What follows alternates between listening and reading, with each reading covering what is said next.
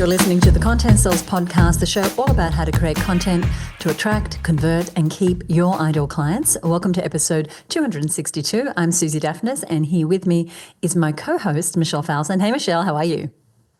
Hey there, Suzi. I'm doing really, really well, and I'm excited because we are continuing a Content Sells tradition today here on the show. We sure are. And I'm doing great. And the tradition that we're talking about is our annual content marketing tools we're loving episode. So every year around this time, we pause to take stock of what content marketing tools are really working, not just what's shiny or new, but the tools that are actually making a difference in how we work, create, and connect. This is our fourth year doing a Tools We're Loving episode. And what we've seen year after year is that a well-chosen tool can really unlock so much when it comes to your content marketing. And I know for me, there have been many technologies and tools over the years that have helped revolutionize, and I don't say that word lightly, revolutionize my businesses. And that's because at its best, technology gives us leverage. And what I mean by that is the ability to do much, much more with much, much less. It helps us do things faster, smarter, cheaper as well. And it reduces friction and improves the quality of our content. And in many cases, it frees us up to focus on the parts of our business that is where our genius is, the parts that only we can do. And that is when I think technology is doing the right thing by us and by the people that we're here to serve and to communicate with. And that is really why we love paying attention to the tools, not for the sake of having the latest thing, like you said, Suzi, the bright, shiny, but because the right tool at the right time can really be a leverage point, a force multiplier, a freer of your own genius and all the things you want to get done in your business. And it can turn one idea into a month's worth of content, for example, that force multiplier idea. It can take a small team, or maybe it's just you, and help you produce like a big team. It can transform a clunky, time-consuming task into a seamless process that doesn't have to take your time after time after time. It can help you reclaim time. It can help you elevate the quality of what you're putting out, and even in some cases give you the confidence to finally get that next piece of content out the door. But there is always a but with this, with content. It can be challenging to keep up with the latest tools, and also deciding which tool to add to your toolkit, which tool to ignore, can get tricky over time. It's like, oh my gosh, another thing I have to figure out now, whether I should be doing this, using this new tool that I'm hearing people talking about. And that's what we hope to help you with on today's show. And as always, we're sharing this list so that you can actually cherry pick. And maybe you'll hear something about one or two tools, and those things will stand out and support where you're already going, what you're already doing, or help you solve a problem that's been slowing you down. So this is definitely not an invitation to go and sign up for the 8 tools that we're going to share here today. We don't want you to get shiny object syndrome from this episode. You definitely don't need to use all of these. But you might hear, as I said, about one that solves a specific problem that you've been bumping up against lately, or something that gives you a faster, easier, more elegant way to do something you're already doing. Right. And the tools we're sharing today are ones that we're actually using in our own businesses. And I think that's important. I see lots of people touting about tools, and I think, are you even using this thing?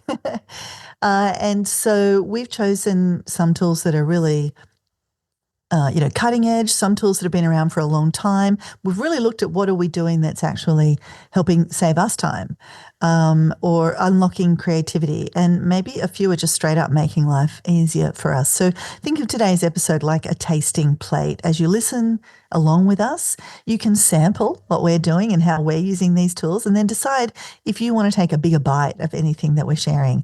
And to make it easier for you to take that deeper dive into the tools on today's show, we've also put all of these tools, plus a bunch of other favorites, into our freshly updated Content Marketing Tools Guide for 2025. And this is an incredibly valuable free download that includes links, all the categories, and extra suggestions for each tool that we mentioned today, plus dozens of other really valuable content marketing tools that we may have mentioned on other shows or that we're using in our day-to-day lives. And Suzi, I counted up, there are 79 tools in the 2025 Content Marketing Tools Guide. Wow. And they're really well categorized, as Michelle said. So, you might be looking for a specific type of tool and you'll be able to navigate directly to that. So definitely a good idea to download the latest edition edition of the Content Marketing Tools Guide for 2025, and we'll give you the link to that free guide a little later in the show.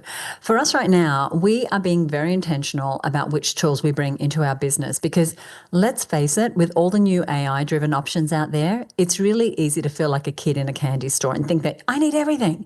But every subscription comes with a cost, not just financially, but in terms of your energy, your time, your focus. And there may also be tools in your business you don't need anymore. Perhaps you had 2 tools that you were paying for, and now you can get that functionality in just one tool. I know we're seeing that with transcription services. We used to pay, I think it was like $1 a minute, but it would add up to a fortune to have content transcribed by services like Rev. And then we had specific transcription services like Otter that we were paying for. But now so many other tools have added in transcription, even the little voice memo app on my Apple phone. In fact, we're going to talk about a couple of those tools today. And so we don't need to pay for a specific transcription tool anymore because it's integrated in some of the tools that we're already using. Yeah, right. And it's so important to take stock of, oh, well, I had that tool for transcription, but I don't need to be paying that anymore because that's a feature of this tool over here. And I've got several clients at the moment who are doing major audits of their marketing tools, especially because those subscription prices, you mentioned the financial cost, they are really creeping up. And, the needs of our business can change. The features in those tools can change. Like you were saying, Suzi, one tool can do the job of many tools as it adds more features and so on.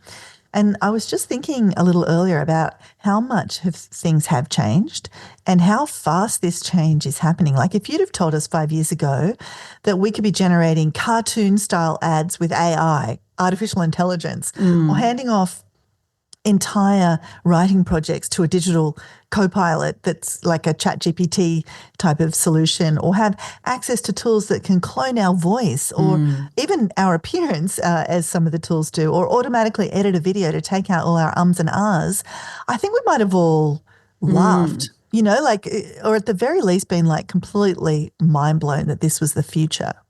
And there's some of them are so crazy. There's a tool I use, which is kind of a teleprompter. It's actually one I probably should have added to this list, but maybe next year, which if you're not looking at the camera directly, it will correct your eye position so that you look like you're looking into the camera. How nuts is that? I'm just picturing if your head's way off to the side, your eyeballs twisted around. It's amazing though, really. So it is. It's amazing, and it's changing so quickly as each of these tools tries to catch up with their competition. So there's so much available to us right now. And of course, much of that has been enabled by AI, as Michelle mentioned. But as you'll see in today's show, not all the tools are AI tools. In fact, we've seen several tools stay relevant over the years.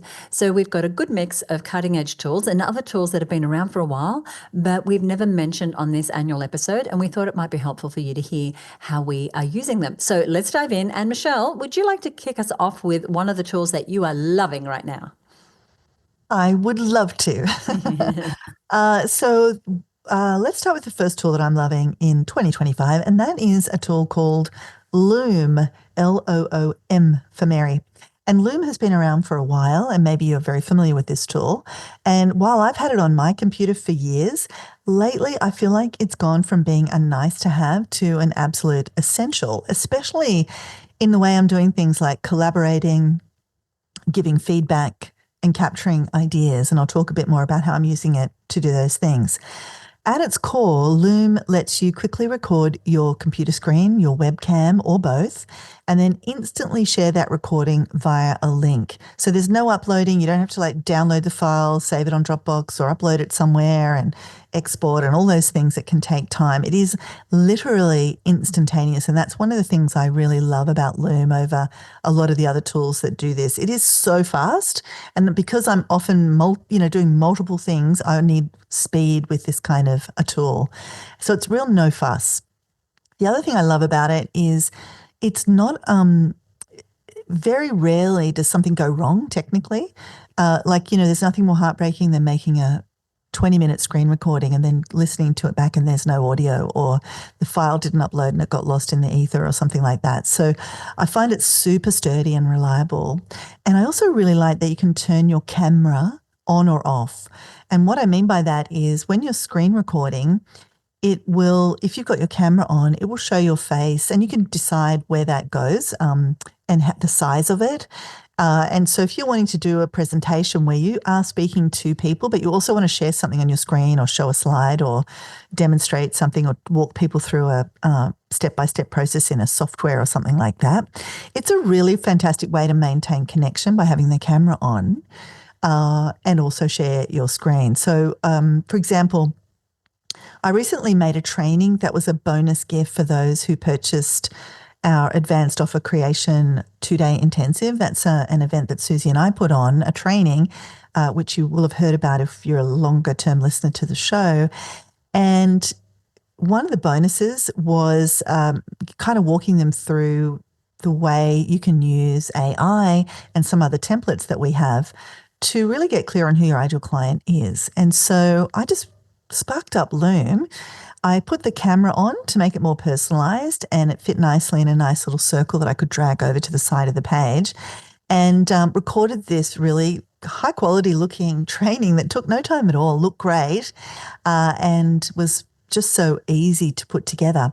But for other videos, I will keep the camera off. Like if I'm just doing a quick screen recording of a process or demonstrating something or brainstorming with someone and just giving a quick reply, I don't worry about having the camera on, but it's so easy, just the click of a button.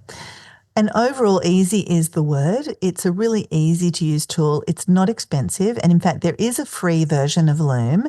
But like all of these freemium models, it comes with a few limitations. So the free version you can use to record short videos, like just 5 minutes is the recording limit, and you have a 25 video storage limit. I've gone for the paid plan because I do use it a lot, and I get a return on that investment many times over. And on the paid plan, I've got storage for unlimited videos. So I've got this great archive of things that I've recorded and the ability to record up to 5.5 hours in one video. Like I could make a big long thing if I wanted, and it's nice 4K video quality. So you really can use this to do really quite high level things if you wanted to. But here's what I've been really loving lately, this extra functionality that they've been adding in over time. It's one of those tools they really keep improving. So now there is a transcript. Suzi, you were talking about transcripts before. Yeah. Loom gives me a transcript for every video. It automatically generates that. It's instantly there. I mean, it's just blown my mind, which is brilliant for accessibility and searchability and also repurposing content. Like you can grab that transcript and use it in other ways. And I'll speak a tiny bit about that in a minute. You can edit it, your video, simply by editing the transcript. So if you click on the transcript and you didn't want that whole paragraph of stuff that you made a mistake, you just delete all of that. And this used to be things that were in separate other tools, right? Like Descript and so on. Mm-hmm. Yeah, I can just delete that paragraph and that is now not in the video. There's also automatic removal of filler words, literally one button click, and it will just go through and find every we all do that. And it just automatically detects and removes those. And honestly, you sound so much more polished, and it again, takes about half of a second. The other thing it gives you is viewer insights, which I love this. It tells you when someone's watched the video, how long they watched. If the person watches your video on Loom, they can even respond there, give you emoji reactions like thumbs up, etc. And that's been super helpful when I've used Loom to say, onboard a client, deliver some feedback.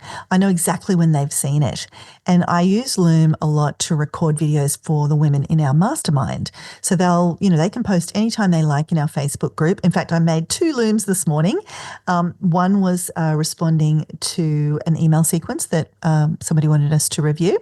And so I just spark up the email sequence, turn Loom on, record myself scrolling through and making the suggestions. And then if I wanted, I could edit it, but I don't. I just click the button and can share the link right away. And then I know when they've seen it as well, which is great. You can also add call to actions below the video. So if I'm sending someone a quick walkthrough of a proposal, I haven't used it for this use case, but you could put like a book your next session button right underneath, and somebody can just click that and move into the next part of your sales process. There's folders, there's privacy controls. It's really easy to organize everything and easy to share. So whether I'm creating something for a team member or a collaborator or a designer I want to share things with, or a masterminder or a client, I can sort of choose what they can see and what they can access. So while Loom, you might have thought of it just as a screen capture tool, it's become so much more. It's really a go-to place for so many use cases in my business where I want to communicate with people in a kind of more profound way. It's also have shortened meetings, documented processes, let's do it this way, delivered training, brainstormed ideas. So I'll often just kind of spark up Loom and record myself and do those kinds of things and just brainstorm, but I'm recording the brainstorm, which is really awesome because then I can grab that transcript and put that into ChatGPT and say, hey, here's my thinking. Can you help me now take this to the next step? Or here's all the context for this email sequence or this webinar I want to do. Can you now help me with tidy all this up into an outline? And so that's been incredibly sort of useful and leveraging. And in some cases, I've actually, for example, when I give feedback to our masterminders, I will grab the transcript and pop it over into ChatGPT, get it to summarize it for me and give them the summary with the video rather than the big long transcript to read through. So it's just instantly helping me to be more useful to people around me. And, you can use it for anything. You could use it to create finished products, like the bonus example I shared. You could use it to create a lead magnet. Like if you're going to walk someone through a little process, maybe that's something people would opt in for to see that. Any kind of content video you might be creating, like free content. So for all these reasons and so many more, that's why Loom has absolutely made my list of content marketing tools I'm loving in 2025. Love it. And thank you for the thorough explanation of that. I used to use the Loom many, many years ago, but I think I only had the free version. So it sounds like the pro version is definitely worth it for all those additional features. So thank you. No worries. The other thing, about Loom is that you can download them to other platforms. And we've been doing that. So the videos that Michelle mentioned that she does for our masterminders, we are putting them into our Mastermind Hub, which is a totally searchable online platform. So our masterminders can go back later and find feedback on a sales page that Michelle might have done for them or for someone else, or a campaign that Michelle might have debriefed, and they can learn from those. So they're always available. So talk about extending the value of that content. That's what we're doing. And I'll share more about the tool that we use for our hub, our online platform, in just a minute. But for now, I want to share one that I've used probably for about 8 years. And I have to say I was a bit of a reluctant user in the beginning, but this has become part of my standard way of communicating with some people who are really important in my life, and that is Voxer, Voxer. Now, if you haven't come across Voxer before, it's a walkie-talkie app, and it lets you send voice messages, text messages, and images all in real time. So think about it as a way to mix together WhatsApp and a two-way radio. And what it does is it brings back the human voice into digital communication, or communication when we're often just typing things. It's a great one to use with clients, and I'll share how. And you can do that inside of any community that you have, or one-on-one consulting that you have. But we see it work really well inside of high-level programs like group coaching programs and masterminds. And so the mastermind that I belong to, that I travel to the US for 3 times a year, we use Voxer as one of the central ways that we communicate with each other. And it's a tool that I've seen friends use with their teams or contractors.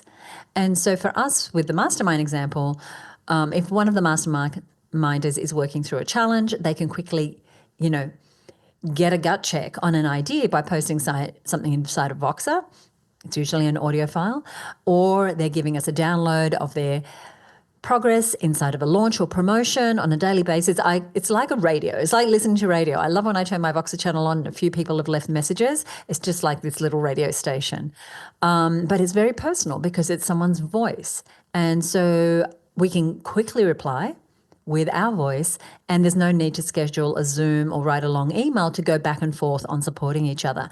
Now, it is asynchronous, so it doesn't interrupt anyone's flow. Like, I can often do my catch up because a lot of my masterminders are in America. I'll often be catching up the next day, but it allows us to keep momentum between our more structured and our in-person meetings. And I love how fast it is. So there's something about speaking that lets you be more in the moment, more authentic, more generous. So if I just left you a message right now and you had your notifications on, you would get a little bleep and then you could answer immediately. So it's like us being on the phone without us being on the phone. But from a content perspective, the reason we're using that as an example here today is that I'll often voice something in Voxer, and that can end up becoming a post or a reel or a strategy or a seed of a new idea. And I can also save something from Voxer for later. So it becomes a content creation tool. Or maybe one of my fellow masterminders will share a content strategy and I'll forward that message to myself to use later. It's also really powerful for businesses that value personal connection but want to avoid this back and forth of email or typing text sort of platforms.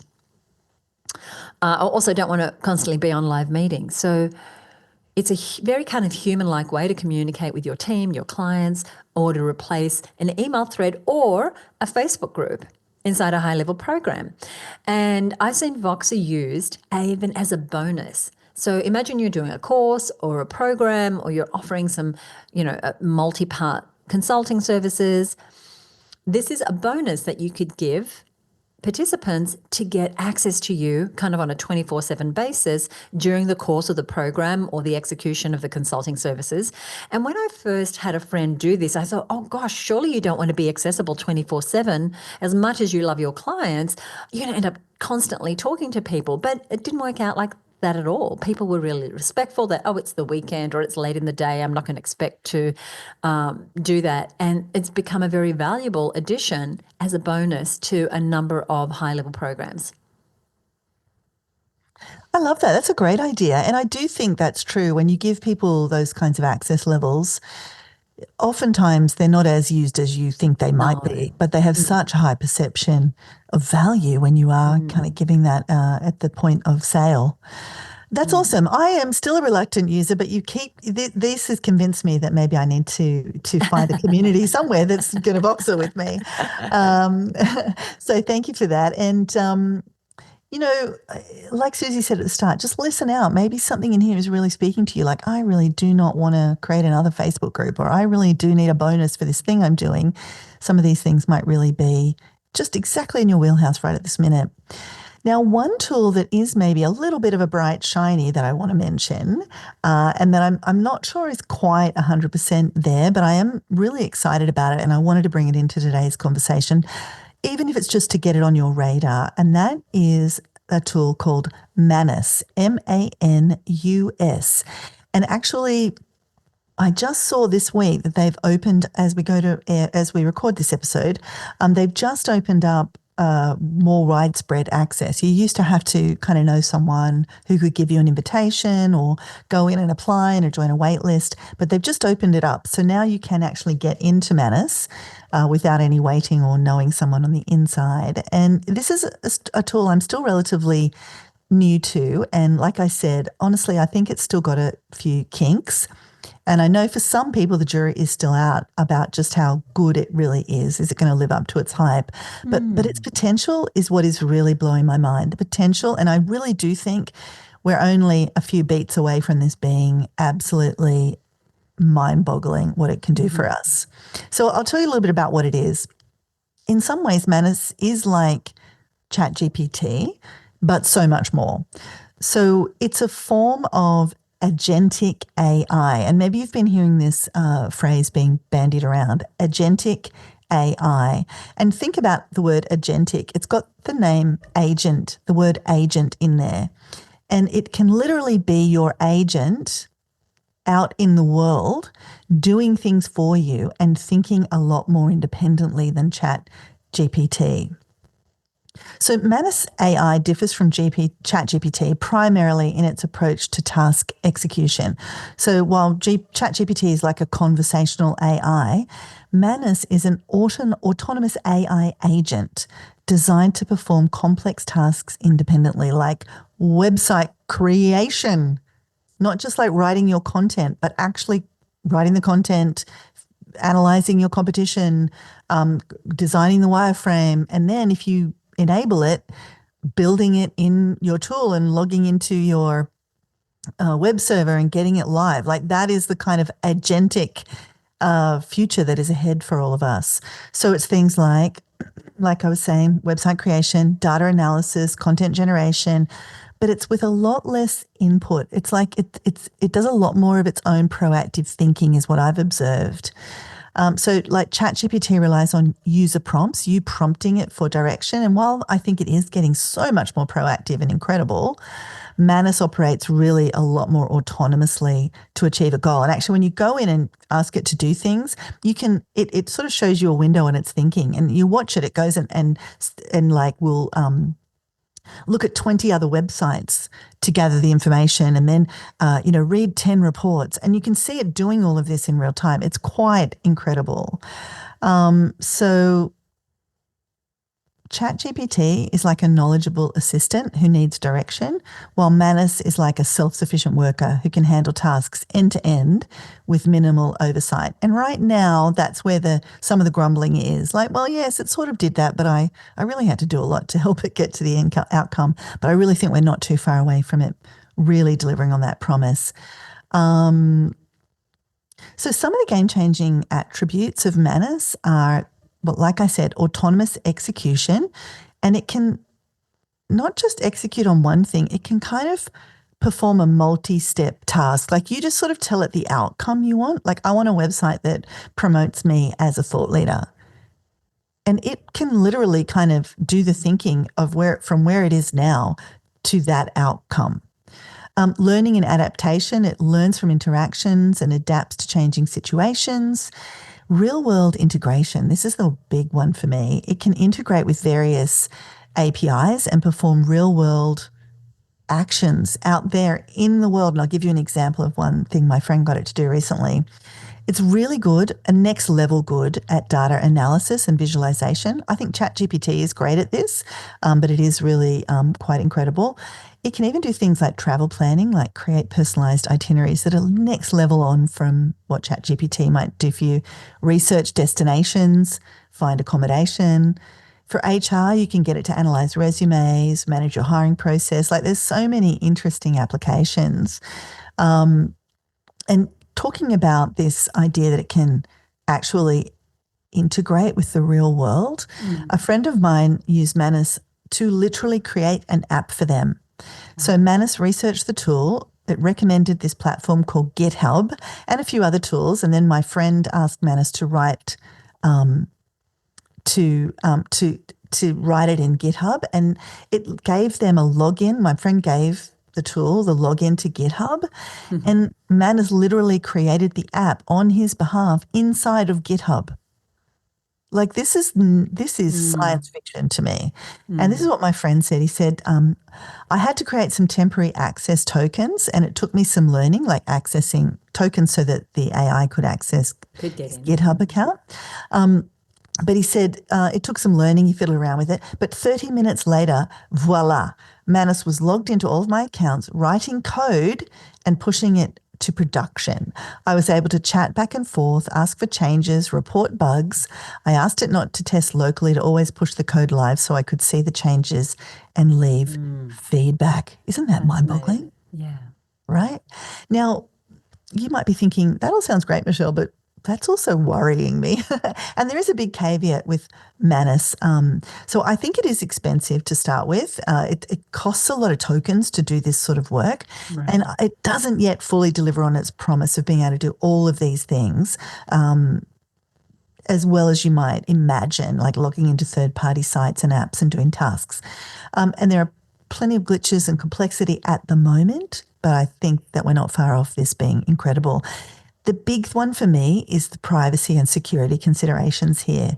Do I want AI to have access to these accounts? What happens when AI locks me out of all my accounts, you know? So there's some big questions that society and humanity needs to answer around this development. But as a tool, as an interesting area, I think this is something to keep an eye on. It is really quite incredible where the future is heading with agentic AI, and where our AI tools are literally our agents out in the world doing things for us, like booking flights, reserving accommodation, making transactions. It's coming. So it's really worth looking at where these tools are at right now. Yeah, fascinating. Fascinating. Thank you. I don't feel like I'm ready for that one. It blew my mind a little bit, Yeah. but I yeah. will stay tuned with how you're using it. And unlike the current complexity of the last tool, the one I'm going to mention now is kind of simple, but still very powerful. And it is an often overlooked but incredibly useful tool for content creators who are on a Mac. And that's Apple's QuickTime Player.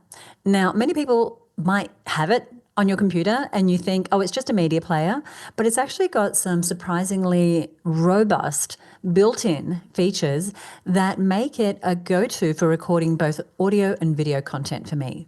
Now, whether that's creating a quick podcast episode or recording a video for a landing page or capturing a screen tutorial, I find QuickTime is one of the simplest and most accessible tools for me, and I think generally for Mac users, because it's super simple. Now, one of the standout features is that it does have the ability to record high quality audio and video directly from your device. So there's no complicated setup. And for someone like me who loves their technology but isn't overly confident with complex technology, it works really well, because with literally just a few clicks, you can start a new screen recording, an audio recording, even a video using your webcam. And it's especially handy for recording really clean audio when you want to create a podcast episode on the fly or capture a really professional looking video for a course or a sales page, as I mentioned. And this is exactly how I use it on a weekly basis.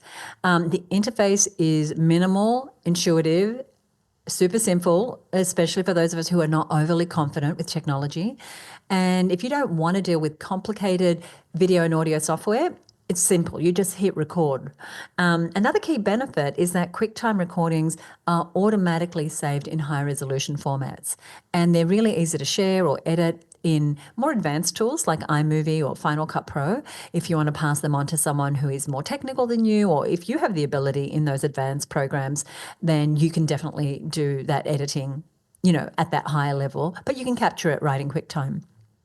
The other thing it does is it integrates really smoothly with the Mac operating system. That's one of the powers of Mac. So you can quickly drag and drop your recordings into other apps. You can upload them to cloud storage. You can send them directly to your team or your editor. And if you do need to do light editing, like trimming the start or the end of a video, you can do that right in QuickTime without having to go to another platform. Now, if you are listening as a Windows user, know that I haven't forgotten you. Now, I don't have personal experience because I am all the way Mac, all in, but I understand that a comparable tool would be OBS Studio, so Open Broadcaster software, which is a free open source application that offers more advanced functionality than QuickTime actually, including live streaming and custom overlays, etc. But it does have a steeper learning curve. It's a reliable alternative, however, for PC users if you need to create screen recordings or video tutorials or do live broadcasts. Now, Windows Media Player, which many of you PC users will know, is actually not included on our list because it's actually a solid tool for playing media files, but it's not designed for content creation. And today we're really looking at content creation tools. So that one doesn't offer screen capture and webcam recording or audio capture, all the things that we feel are essential for content creators who want to make podcasts or videos or tutorials. So fine for viewing or listening, but it doesn't help you create content in the first place. So we are talking QuickTime, and it's right there on your Mac. If you have a Mac and you haven't discovered this tool, then go ahead and check it out. Yeah, thanks for kind of illuminating me also, because I am one of those people that just thought it was a player. So good when there's like juicy goodness hanging inside your computer. Yeah. When you told me the ways you were using it, I was like, really? That's incredible.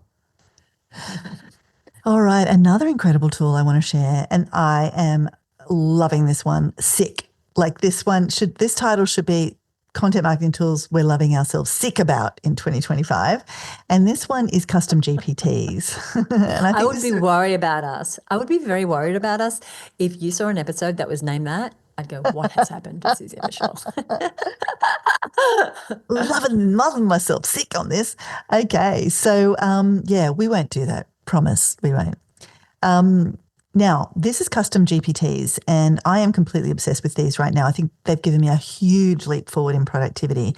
And if you have not explored this yet, custom GPTs are a feature inside Chat GPT that lets you create your own personalized version of the AI, one that's trained to your preferences, your style, and the specific tasks you do most often. It's really like having a team member who knows they already know how you like things done, and you don't have to re-explain to them every time they do it. You told them once, they got it, and now they do it that way every time. And so the way it works to create a custom GPT is so easy. You just click into the GPT section on your ChatGPT screen, and you can explore GPTs that other people have created and made public. So maybe somebody's already done the work for you, or you can just click to create your own. And it's just a guided process. It asks you a bunch of questions, and you just keep refining it until it's giving you the output you want. And then it remembers that set of instructions, and you name that particular GPT, and now it's sitting there inside of ChatGPT for you to use over and over and over again without ever having to rewrite another prompt or another set of instructions. I've got custom GPTs where I click the GPT I want to use, then I paste in the raw material that I have, and then I click go, and it runs the instructions I previously entered. Like, it is literally a 5-second job. I click, I paste, I enter. It runs that set of instructions that are saved every time, fast and efficient. Great for consistency, and especially if you want to set something up for your team to keep implementing for you, then if you've got a team member, you can sort of decide how you like your social posts done, create a custom GPT around it, and then your team member can just run that by inputting like the transcript or whatever is the raw material, and every time it'll output the 5 social posts exactly as you've instructed it to do. So, like, for example, I've created custom GPTs to write the show notes for this podcast. I just paste in the script or the transcript. That's my raw material. All the instructions are preloaded. It already knows the format, the tone, the style, even how I like the bullet points to be structured, that I want a few that are about curiosity, that I want a few that are educational, I want a few that are design-based. I've built and baked all that in, so it knows that, and it does it every time. So I take the transcript of the show, I go to the custom GPT, I click the one I want, I paste the information in, I click enter, and literally 7 seconds later, I have the show notes exactly how I want them. I've used it to write social media posts that promote latest episodes. Again, I just put the show note, the transcript in, and voila, it produces the posts I want it to output for me. A carousel post, a long form post, a quote post, etc., with the instructions only created once. So can you imagine how fast that is? It's a game changer. Oh, I've used it to summarize video feedback, and I kind of hinted at this before. If I record a Loom for our masterminders, I click the transcript. Loom has a button you can just click copy, so it copies the whole thing. I don't even have to highlight it. I then go to my custom GPT. I paste it in there. This all takes like 7 seconds. And then because I've trained it how I want the summary to be done, yes, I want a section at the top that says main feedback. And then I want the core ideas summarized into the steps or the core pieces of feedback. And then I want an encouraging summary at the end. And so every time it gives me that summary that I can put in when I give the mastermind of the video. I have also got a custom GPT for visualizing and summarizing campaign data. So if you've got data that you're regularly getting out of your marketing, and you know you want it created into a pie chart or a graph or whatever, just give those instructions once to a custom GPT, and then you import the source raw material, your latest data, and whammo bammo, there it is in beautiful pie charts or whatever other thing you want, written insights, summaries, etc., all done for you. And the best part, I never have to prompt it from scratch. I just open the custom GPT, give it the input, and it does the rest. And you can give it simple overarching rules too, like always write in a friendly but professional tone. Use Australian spelling. Summarize with dot points, not paragraphs. And like I said, once it's set up, it just remembers all of that. And you can build GPTs in any part of your business, but especially useful in content marketing. So like I said, you can create the GPT how you want it and then give it to a team to roll it out. And, you might be thinking, great, but that sounds so technical. I promise you, they've made it so easy for you inside of ChatGPT. Just look for the custom GPT link and follow your nose. Oh, very good. I don't know why I've dragged my feet with custom GPTs, and I've actually done a couple of trainings on them, but I might do one over the weekend. Just start small. I think start small, like just play. Like, what's something you do on a regular basis that you're like, oh, I'd love to not have to just rewrite this prompt every time, and just play with one little thing that it does. And I promise you, it's like you nibble on one chip in the chip bag and then you go, I've got to eat the entire bag. I've got to have the entire bag. That's a great example. I can totally associate with that one. Thank you. So definitely a must-have tool for 2025. The next tool that I want to talk about is one that has been a long-time favorite for us, and it just keeps getting better, and that is membership.io, which you may know or have heard me talk about before by its former name, which was Searchy.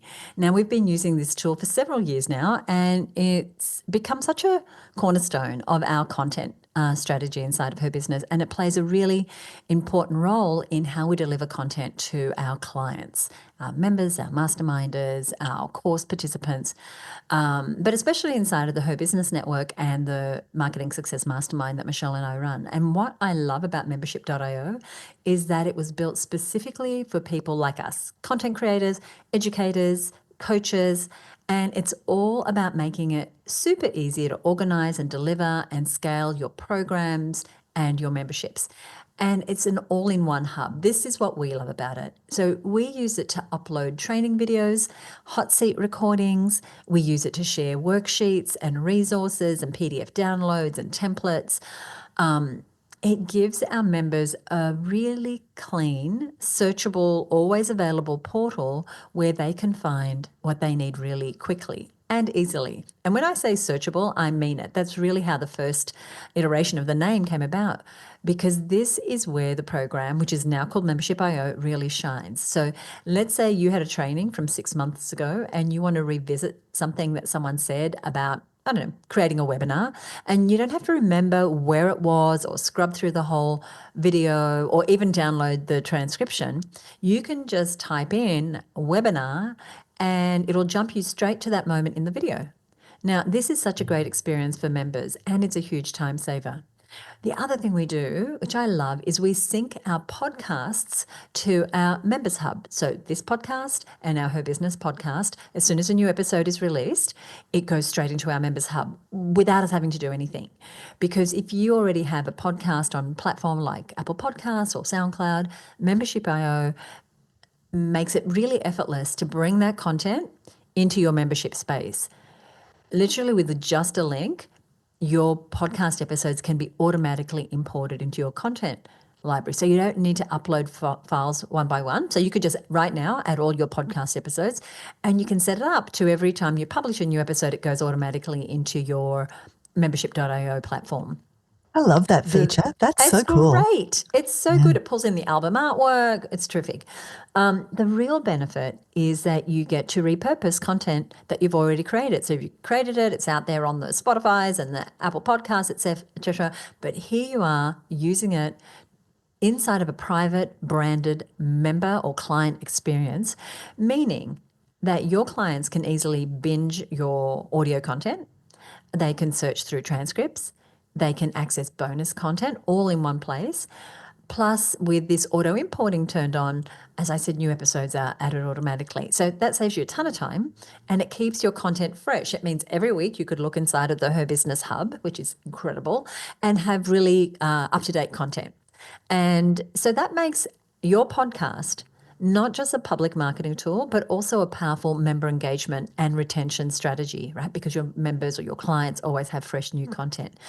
Talking about AI, Membership.io has also added some really incredible AI features recently, like the ability to summarize your content or even create automated descriptions and transcriptions, or even create better headlines and names for your content. So the platform is helping you create better content and deliver it more effectively. And the other thing which we love is it's really easy to brand everything with your colors and your logo. So if you are running a course or a membership or even have a bunch of client training videos that you want to share, this is a tool that can really elevate the way that you present your content. We're talking about content marketing, and your content is always marketing who you are, who you're for, the standard of your products and services. And so with the rebrand to membership.io, it's right there in their name, they're actually doubling down even more on being the go-to platform for membership-based businesses. Highly recommend checking it out. It's really helpful for us to streamline our content delivery and make things much more easier and more engaging for our members. And remember, we have got a free download with all the tools we're mentioning today and our favorite picks across different categories. And we will give you that link before we see out this episode. Yes, I'm a huge fan of this tool. I'm so glad you, mentioned it and also clued people into the change in the brand name and so on. It's such a great tool. And I agree, her business hub is awesome. The Mastermind Hub, awesome. And it really does help to have a good tool to display your content, put your best foot forward with all this great content you've got inside whatever community you might be hosting or running. Now, the last tool I want to mention is a tool called CapCut. And this is a tool I was inspired to use by a friend of mine and someone who's been a guest on this show, actually. I learn from this podcast all the time, especially when we have guests on. And this is Nicole Burke of Gardenary. And she has over 1.3 million followers on Instagram. And she uses CapCut to make her reels and videos. And she mentioned it on the show. And I was like, I'm going to have a look at this. Now, it's a video editing app from the makers of TikTok. And it's designed to be fast, intuitive, and user-friendly, and that's always a good sign of an app. And I have found it to be that way. It's also really powerful. It offers a lot more functionality than editing your reels directly in Instagram. So Instagram, has the reels feature, and you can bring your raw material in, your photos or your video. You can put text over it. It's actually great, and it is what I used for years before CapCut. So I want to say that you can definitely keep using the Instagram tool. It's entirely free. And if you're just doing a bit of reels, then, maybe you don't need to venture any further. But I'm really liking it. And there are some things it can do that are limitations inside the basic Instagram features. And I'll mention a couple of those things. What I love about it is it just makes editing short form video content like Reels or TikToks or YouTube Shorts, even little promo videos. It makes it just so quick and easy. Like you can, and a lot of the tools do this, you can add captions with a tap. They've got great templates. And again, other tools have templates, but they're really good and the transitions are great and the text overlays and the effects are if you're looking for something to distinguish you a little bit, especially if you're in a creative space, like you're in a fashion or a design space or something like that, this might be a good tool. It's easy to kind of play around with the sound. You can do other things that all the tools do, add music and stickers and voiceover, but it's kind of really easy to do. And what I love about it too is like I can have sort of picture in picture things. So I can have like my main screen being the video of me talking, and I can have a little picture inside it of the video of the image I want people to see at that time and things like that. It's just really easy. And there are workarounds for Instagram to do that, but that's not as just so intuitive and easy in CapCut. This might sound like a silly thing, but I think the main reason I've switched is I like the fonts. That's funny. There are some lovely fonts, and that makes a big difference, I think, to how some of these things look. But especially if you want to be on brand, it's part of marketing. Yeah. There's a few fonts in Instagram, and they have added a few more. But I really like the fonts. It's got a built-in AI editor, so it can analyze your footage and actually trim it down to the most engaging bits. Like if you've recorded a longer video and just want to pull out the best 30 seconds, it will help you figure out what that is. You can use it on a mobile app, but also it's got a desktop version. And honestly, editing things on my phone just drives me nuts. I know every millennial is like, Michelle, you just got to get with it. But I love the idea that I can use it on a bigger screen. And so if you're sitting on a bunch of video content right now that you haven't posted because just editing it feels like a chore, CapCut may be something that you can use to get it out into the world faster. It is a paid app, but you can get a free version. Again, it's a freemium model, so expect to get the credit card out if you want to unlock some extra features.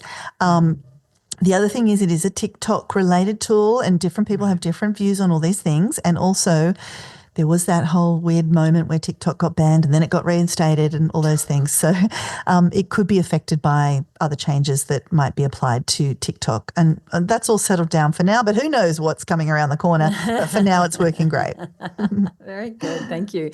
That's a tool that our team is using for our Instagram Reels. And I don't use it personally, but they do. And from what I understand, it's exactly for the reasons that you've said, making it so much more efficient and not having to do it right there on the phone. So very, very good.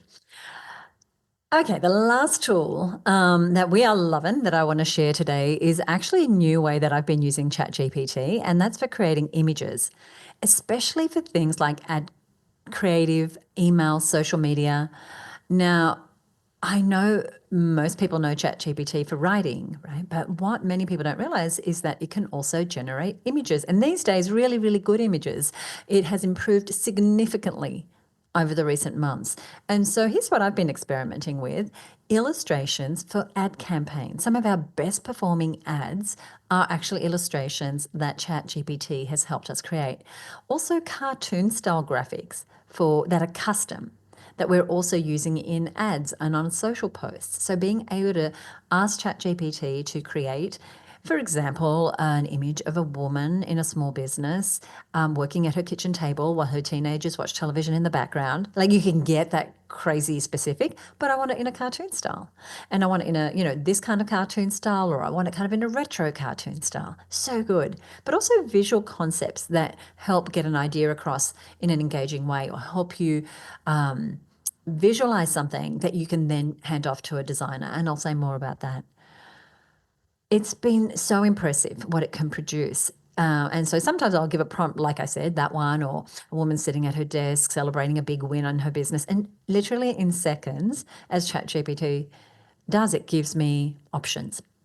And they're ready to use. I can download them right away. I can ask it to give them to me in a square format, or I can ask it to give it to me in a Reels format, the longer Instagram size. And what's really cool is that DALL-E, which is the image generation tool that was a separate tool, is now built right into it. So you don't have to switch tools or go to a separate site. You can literally be in conversation with ChatGPT and then ask it to create something by typing in, for example, create a flat lay image of a coffee cup, laptop, and a planner on a white desk. And within seconds, it'll give you several image options right there in chat. Now you can edit the images directly inside of ChatGPT using a simple tool. Or let's say in that flat lay, the coffee cup is the wrong color. You can highlight it and you can say, make this a pink mug, and it'll generate that image with that change. So this makes it really easy to iterate quickly, to tweak your visuals on the fly. And I'm talking seconds now. Michelle was saying 7 seconds. So we're just going to go with 7 seconds. In 7 seconds, you can get these brand new iterations and get something that's just right without needing a design background or complicated software or having to go to another platform. And it's really a game changer for marketers and business owners who want to test creative ideas or generate ad graphics like we've been doing, or even create bespoke images without waiting on a designer or going through your stock libraries. And it's really helped me test more visuals and try new creative angles very, very quickly, and bring also a more fun and accessible feel to some of our promotions, whether that's our lead magnets or our ads, workbooks, without having to brief a designer or wait days to get something. Now, to be clear, this isn't about replacing great designers. We still work with our amazing creative team on lots of projects. And I know that some people have had the thought, have even commented to me, oh, I don't want my things to look like AI. Well, it may look like AI or it may not. Things are changing really quickly. The quality of the images being created has changed, as I said, so much. And you might just need to drastically tweak something. You're not, with the use of cartoons and illustrations, you're not even trying to make it look real. You're trying to find an image that is compelling. I mean, we're using it to create images for podcast episode cover images, etc. But this is really about the moments where you need a really quick visual to test an idea or get something published faster or add a fresh image to a piece of content or give a designer a sense of what is going on in your head and the type of thing you're looking for. And so, we're always coming up with new webinars. It's a brand new webinar that Michelle and I are working on right now. And we have the name. And we wanted to generate some ideas for the logo. And so I said to ChatGPT, hey, give me like 4 ideas. This is the topic. This is the ideal client. Gave it a kind of detailed prompt and it punched out a few things. Now, were they perfect? No. But were they enough for me to give to our designer and say, look, here's some ideas. Here are the ones that we're liking. Take it from there. Use your years and years of creative expertise, but now you don't need to start from scratch. And so for me, it was efficiency, but also being able to translate what was in my head through iterations without the designer and I having to go back and forth to get the feel of it. So I'm loving the flexibility it gives me. So if you haven't tried ChatGPT's image capabilities lately, it's definitely worth checking out because it's just getting better and better.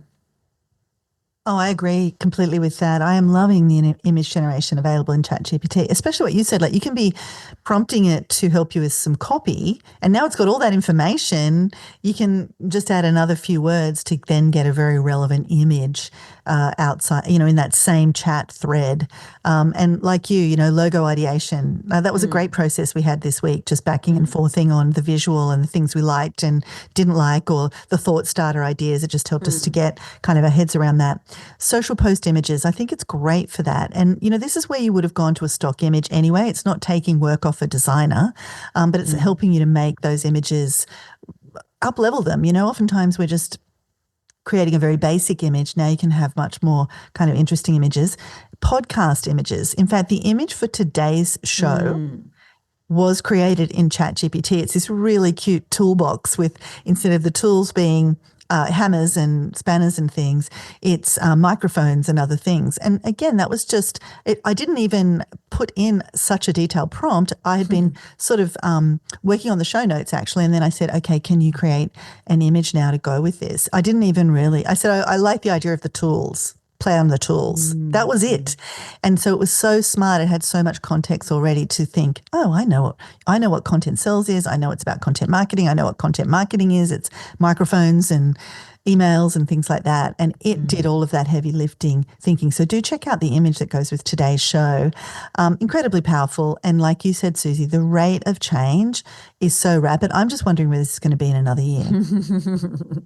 I don't know, but we'll be back to report on that in 12 months. So we've given you a bunch of tools and you can see how tools just keep evolving and how we as content marketers, we can keep finding new ways to create faster, better and more effectively while maintaining the quality that we want. So I'm going to recap our top content marketing tools that we are loving for 2025. Loom, for fast, personal, professional screen recordings with built-in transcriptions and editing through the transcript. Voxer, which is the walkie-talkie app that makes this asynchronous team and client communications seamless and much more personal. Manus, which Michelle explained to us, is agentic AI, and it acts like a proactive team member handling your tasks and workflows and decisions across your business.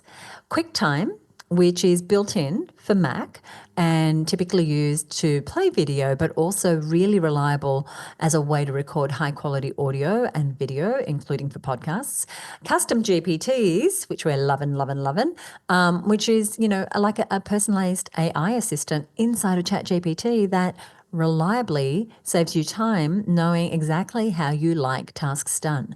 And Membership.io, which was formerly Searchy, and that is the tool that makes it easy to create and deliver beautiful searchable content hubs. CapCut, which is that lightning fast video editor for social content, and it's packed with smart AI features and incredibly easy to use.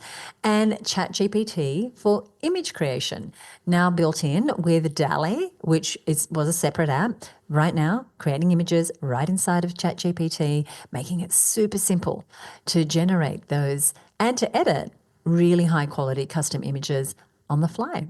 Now, we've included links to each of these tools along with dozens more content marketing tools that we love and that can help you be more efficient, more creative, more successful. They're all inside our brand new, just updated content marketing tools guide for 2025. And you can download it completely free through today's show notes. And I'll tell you where that link is in just a moment. But first, I want to say thank you for listening. We love sharing these tips with as many business owners as possible. And we would love it if you would leave us a rating or a review on Apple Podcasts. We already have over 100 5-star reviews. And so if you enjoyed today's episode, if you are taking anything away from today, we would love it if you would leave us a rating or a review on Apple Podcasts. And someone who just did is Evelina Kagan from evelinacreative.com. Now, she is helping fashionpreneurs selling courses, digital products, and coaching to start using copy that sells, converts, grows their business without them having to DIY it all or burn out and stress out around their programs. And she said this. She said, I am a big fan of Content Sells. Your episode on how to craft an offer that sells was packed with so many great takeaways. Clear messaging is everything when it comes to conversions, and you break it down so well. Firstly, Evelina, thank you so much for watching. We're going to put a link to your website as a thank you for leaving a review on this show. And if you are listening and you're like, well, I want my link to be given out on the show, leave us a rating or review. So anything we mentioned here on the show today, the different resources, and of course our beautiful new downloadable resource guide where you can get links to all the content marketing tools that we love, you're going to find that over at herbusiness.com/tools 2025. So herbusiness.com/tools 2025.